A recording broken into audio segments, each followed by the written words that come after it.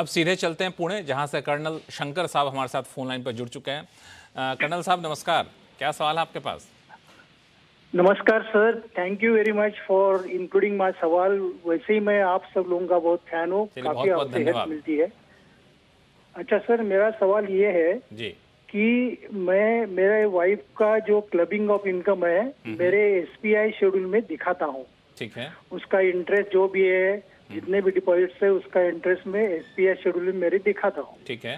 साथ साथ मैं अपने वाइफ का भी इनकम टैक्स रिटर्न फाइल करता हूँ। ठीक है।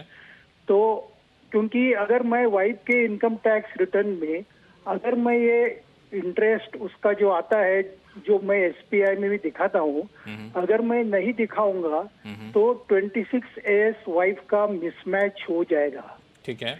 तो इस सूरत में क्या करना चाहिए मुझे वाइफ के इनकम टैक्स रिटर्न में? अगर नहीं दिखाऊंगा तो मिसमैच हो जाएगा, दिखाऊंगा तो ये प्रॉब्लम आ रही है।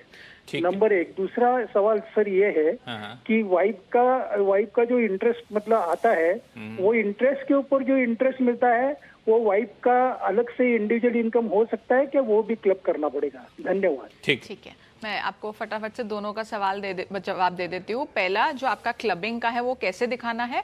आपके रिटर्न में जो टीडीएस का शेड्यूल है उस कॉलम में देखेंगे आप अपनी इनकम, जो स्पाउस की इनकम आप क्लब कर रहे हैं उसके लिए एक अलग आपको कॉलम दिया गया है उस टीडीएस को क्लेम करने के लिए। आप उसको वहां से क्लेम करेंगे, कोई भी दिक्कत नहीं आएगी आपकी वाइफ के रिटर्न में। और चाहें तो उसमें फीडबैक डाल सकते हैं एआईएस में और उसमें ये लिख सकते हैं कि ये क्लबिंग का केस है।